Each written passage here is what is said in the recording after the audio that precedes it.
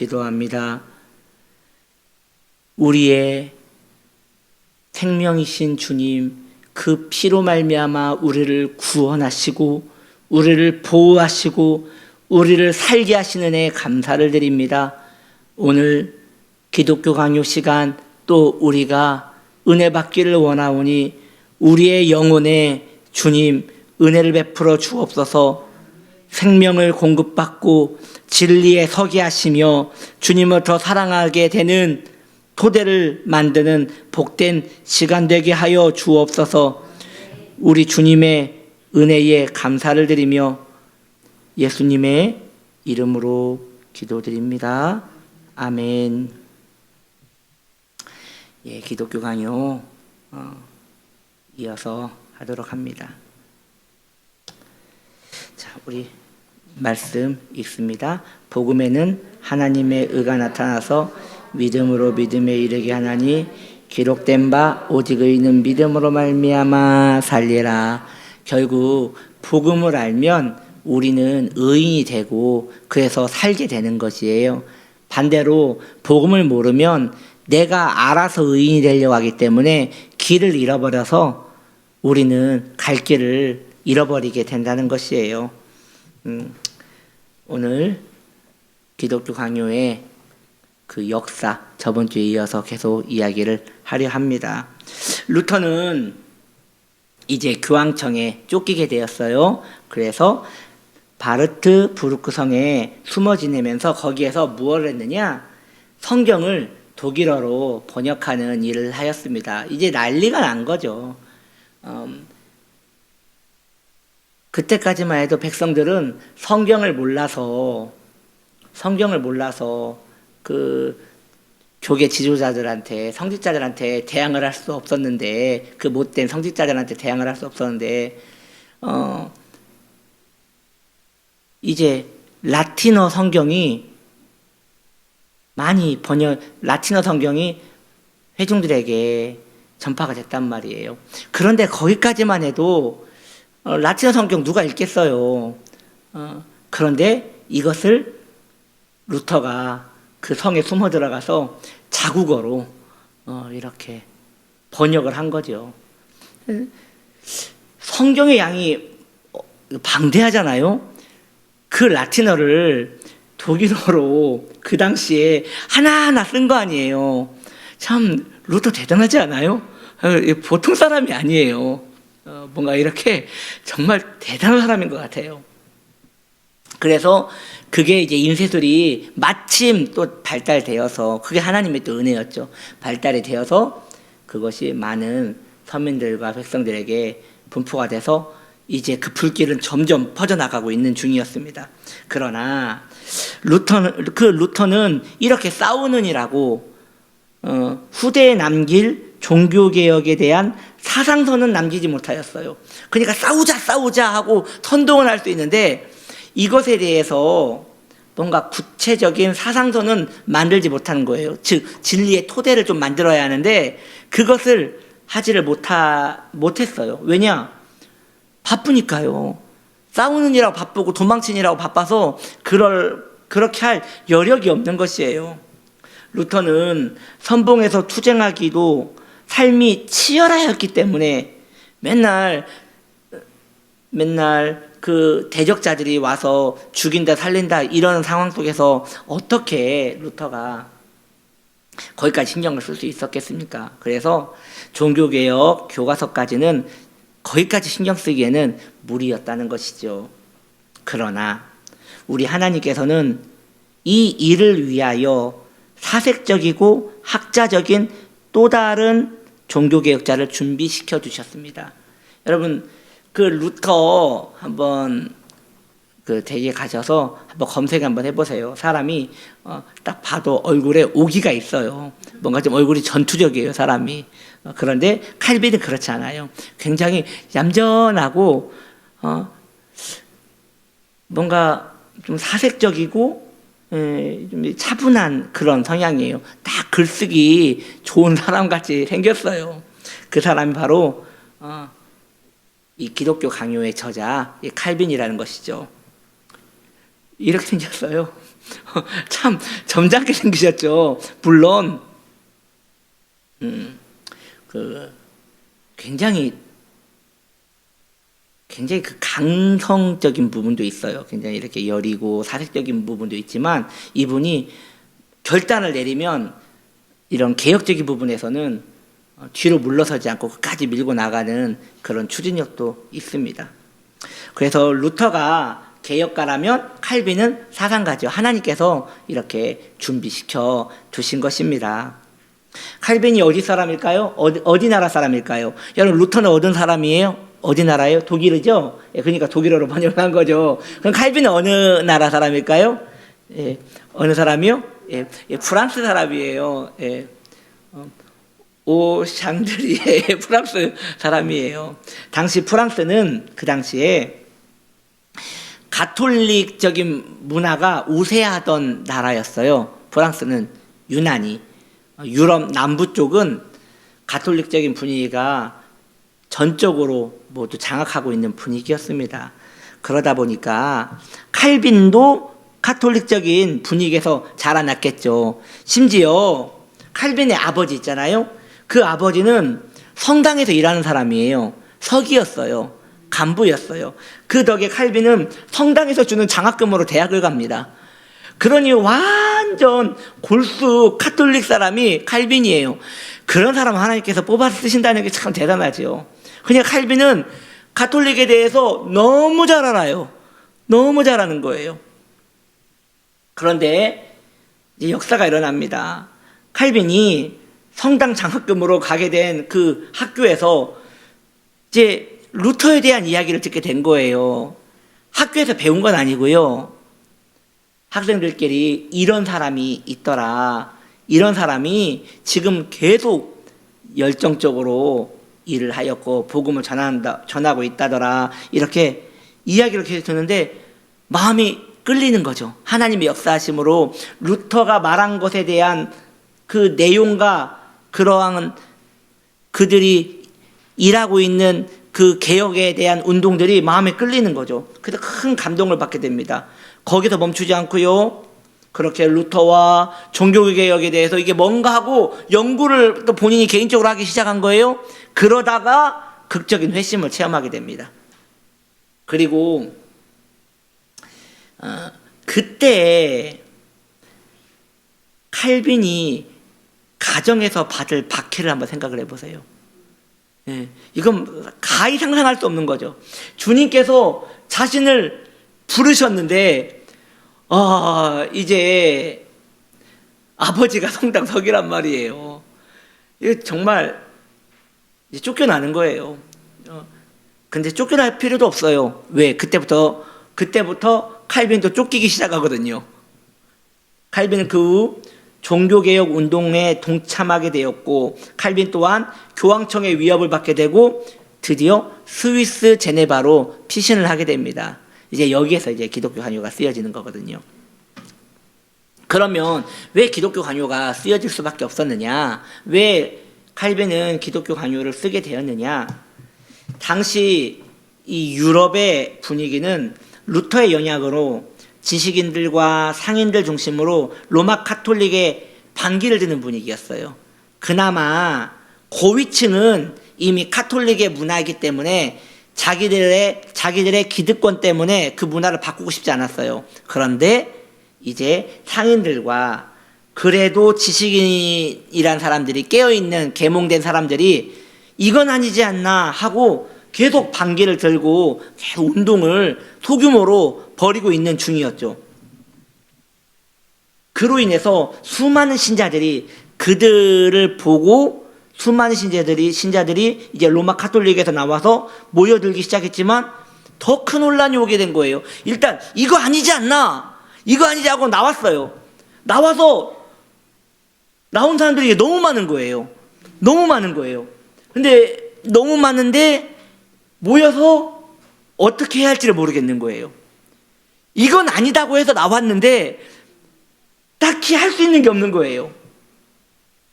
그런다고 루터가 전 세계를 돌아다닐 수도 없고 루터는 지금 독일에 있고 그러면 그 전 유럽 큰 유럽에 그 불길을 퍼져나갔는데 그들을 지도할 사람이 없는 것이죠.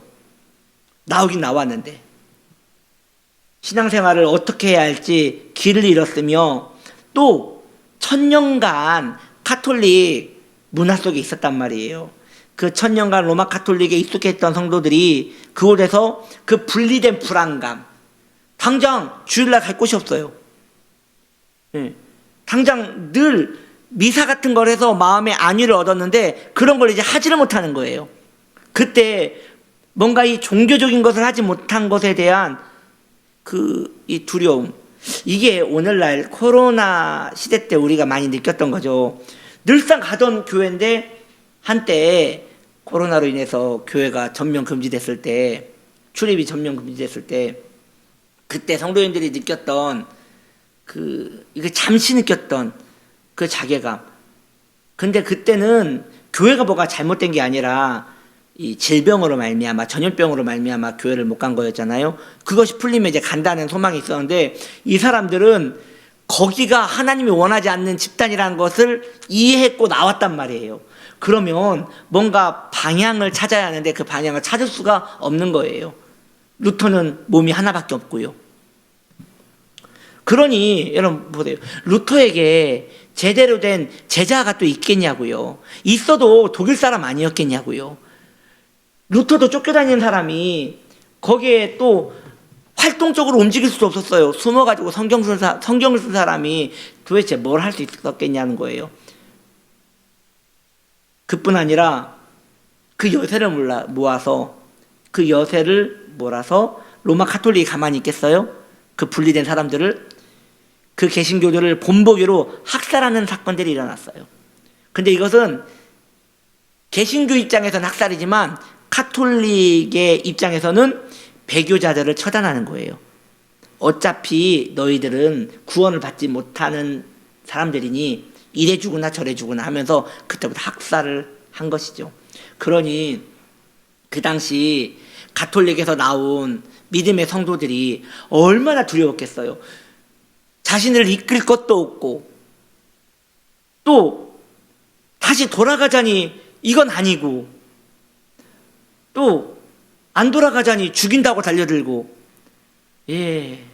엄청난 핍박이 있는 시대였던 것이죠.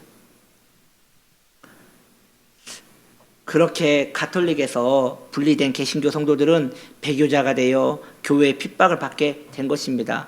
그러니까 우리는 참 신앙생활 너무 좋은 때에 하고 있지 않아요? 우리는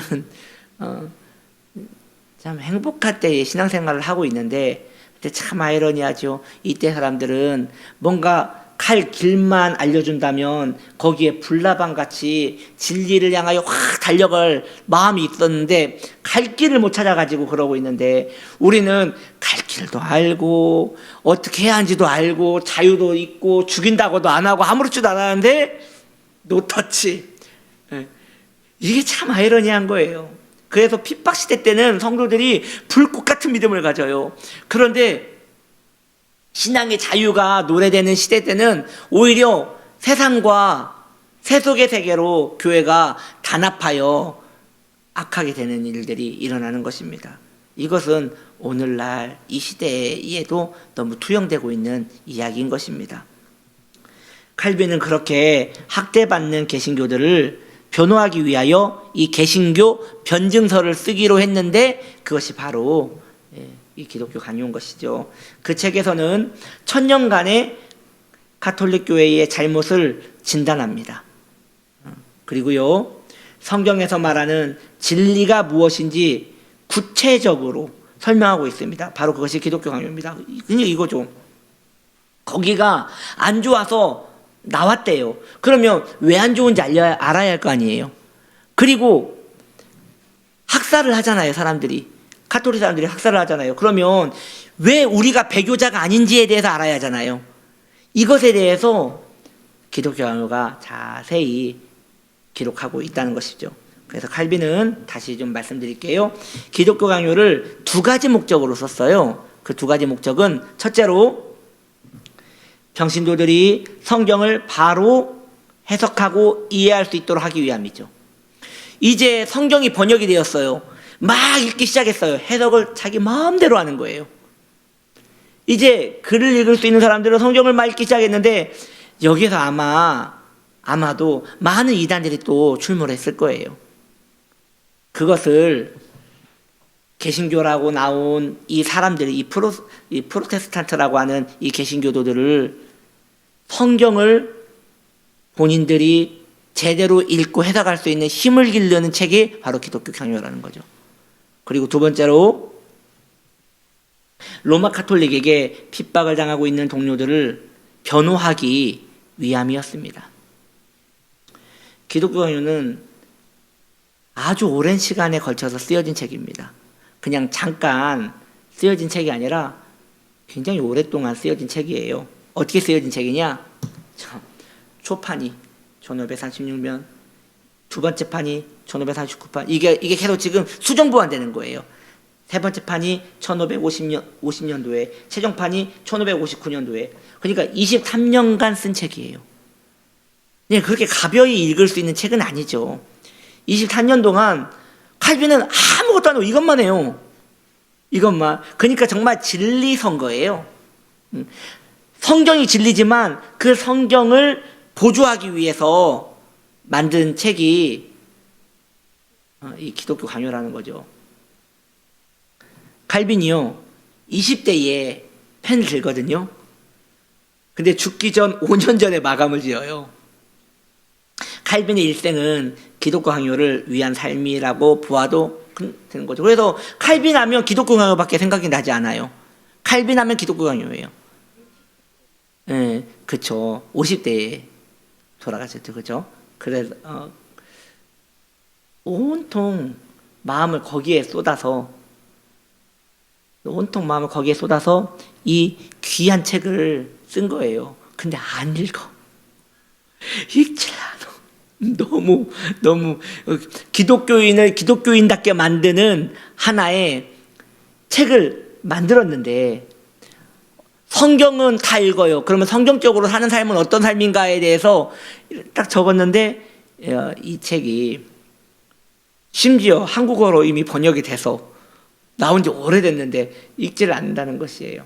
이것에 대해서 우리는 좀 뭔가 좀 충격을 받고 기독교 강요에 대해서 여러분 좀 덤벼드는 마음이 있어야 할 것 같습니다. 저랑 같이 가는 거예요. 그렇게 기독교 강요에 대해서 계속 가는 거예요. 같이 끝까지 가기를 축복합니다. 아마 오래 걸릴 거라고 예상이 들어요.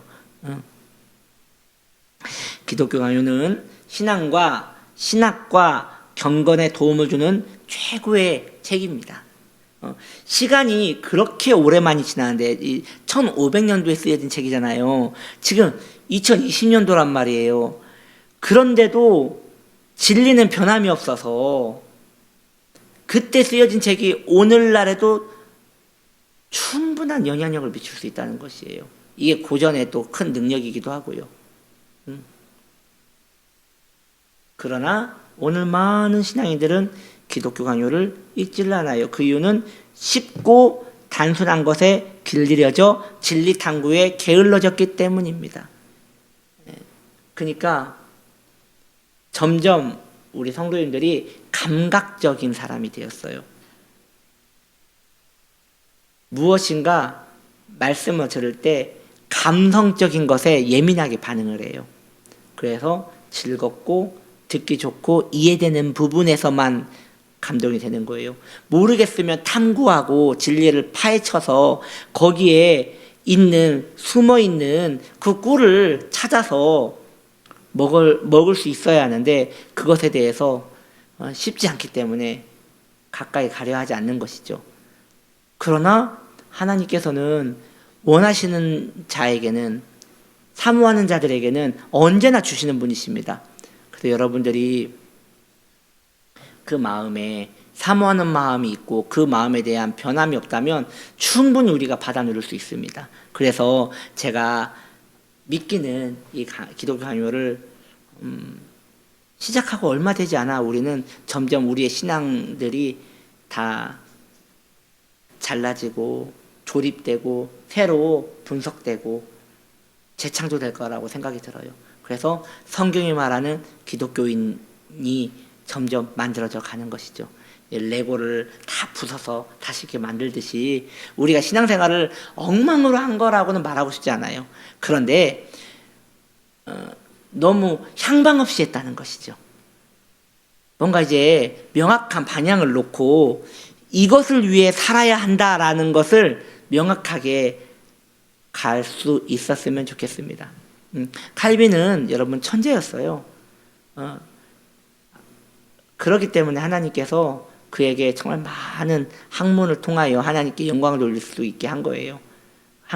칼빈이 기독교 강요를 쓸 때 성령의 감동을 받고만 쓴 게 아니에요. 수많은 책들을 읽습니다. 그리고 칼빈은 이미 거의 모든 언어에 통달한 사람이었어요. 그 당시에 고전의 언어에서는 모든 부분에 있어서 통달한 사람이었기 때문에 어떠한 책을 읽는데 불편함이 없었던 사람이에요. 그런 하나님의 사람을 통해서 우리에게 이 귀한 책이 주어진 것입니다.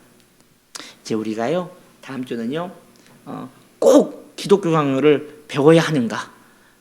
왜 기독교 강요를 꼭 배워야 하는가? 이것에 대해서 더 마음에 한번 새겨보고 우리가 더 나아가길 원합니다. 기도하겠습니다. 하나님 아버지 감사합니다. 이렇게 기독교 강요에 대해서 또 두 번째 시간을 가졌습니다. 주님께서 우리와 함께하여 주시어서 우리가 점점 진리의 사람 되게 하시고 하나님이 기뻐하는 삶을 살 수 있도록 우리의 중심을 붙들어 주시옵소서. 예수님의 이름으로 기도드립니다. 아멘.